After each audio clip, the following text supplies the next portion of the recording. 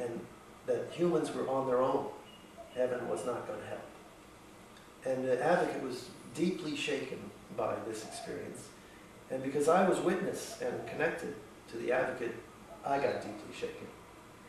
My modus operandi is to try and go into difficult situations and find where the core problem is and try and bring balance and peace into those situations. And here was this massive situation that I had no idea what I could do. So I did what I do and learned to do on this island when I get rattled. I went out to the volcano. There's a spot where Pele, the goddess of the volcano, has told me, you sit here when you want to talk to me. I went out to my spot, and I sat down, and I told her the whole story of what I'd seen with the advocate going to the gates of heaven. And I said, I don't know what to do. And she said, well, who do you know that very few people on this planet know? And I said, well, the new God. And she said, well, why don't you go ask the new God for help? And I said, well, God's only 4.5 years old, because it had been 4.5 years since I'd had that vision of the God being born. And Pele said, and what makes you think that a God's years are the same as a human years? And I said, okay, I get it. So at the etheric level, I went to see the new God to discuss what I had seen with the advocate. And all these ascended masters showed up to participate in the discussion. Jesus, Kane, who's one of the 4 gods in the Hawaiian traditional system. Buddha was there. Many different beings were there. The discussion began, and the first question was, what's going on that heaven would be in disarray? And the understanding that developed there was, we are moving from the 4th age into the 5th age. And there was a God of the 4th age that was overseeing the whole experience of the 4th age. And that God lived in a very hierarchical structure that had angels, archangels, all those things. If you've ever read the Urantia book, it's 1,000 pages of the hierarchy of heaven. At the end of the 4th age, that God left.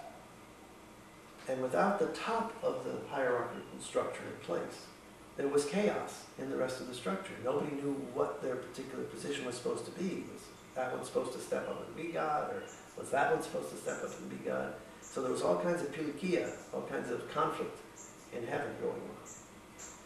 So the question was, what do we do about that? And the first suggestion was, well, could the new God go into the heavenly realm and straighten things out?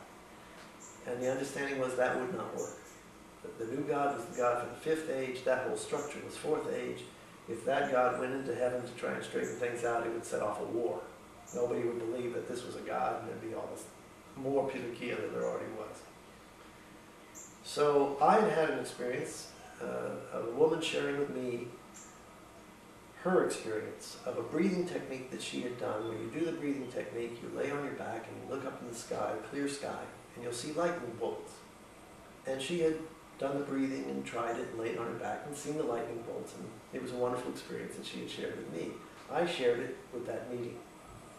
So from that came a plan of asking the new God to visualize a lightning bolt going through heaven, to try and wake up the people there to the fact that what they were experiencing was the end of an age, and there was a new age being born that they were also to be a part of, but in a different way.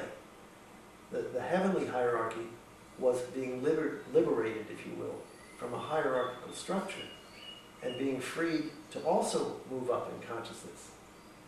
So you had a super archangel now being possible with a higher consciousness. That was a plan that might work. So we said, okay, give it a try. So the next thing I'm seeing again, the advocate go into the gates of heaven, and 3 beings come out. And these are beings of light, color. I can't see a particular shape or form. And the advocate is there, and they say, what can we do to help? So this lightning bolt has worked. Heaven has moved into its higher realm, and there is help again available. In the course of that discussion, what can be done to help? What they were looking for was something that could be sent to the human family that would not make it afraid because when humans get afraid, they do the wrong things, that would remind it of the beauty of the earth and their joy that they used to take from the earth before they got all involved in the material world. And what was decided was rainbows, that they would set up a process to begin where rainbows would eventually appear in clear skies and last for 3 days. And the purpose of the rainbows would be nothing more than to awaken the awe that the human family used to feel about the earth, the joy that they used to take from the earth, the appreciation they used to give to the earth, and the care they used to give to the earth, to back away from this abyss that they had headed towards of destroying the earth and ecological collapse. The difference this time would be, it would be up to the humans to actually do this.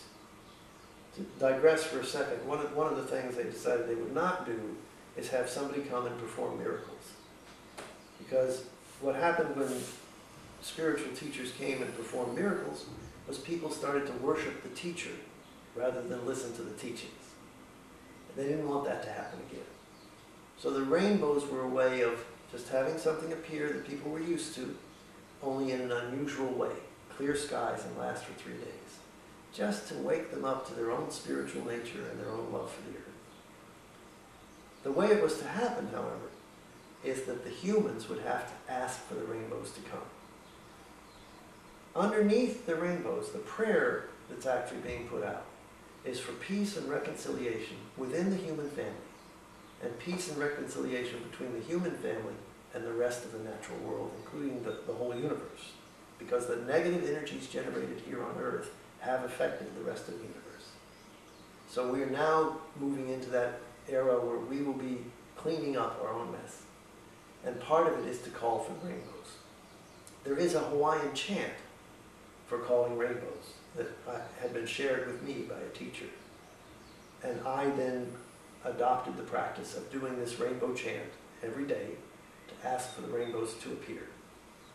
What we hope is more and more people will start asking for the rainbows to appear. Take a moment in the day, as much time as you can set aside.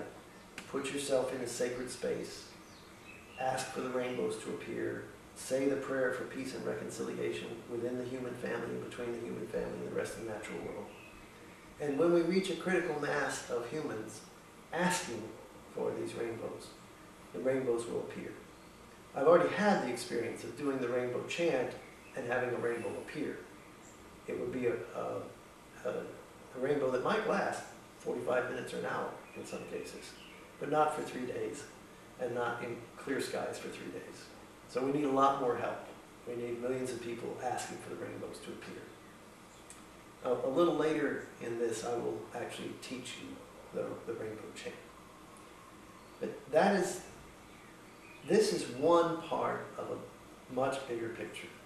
There are people all over the world bringing in teachings, bringing in guidance, bringing in practices. This is one contribution that I can make because it came through my life. And I'm going to pause there and we'll do some more in a minute.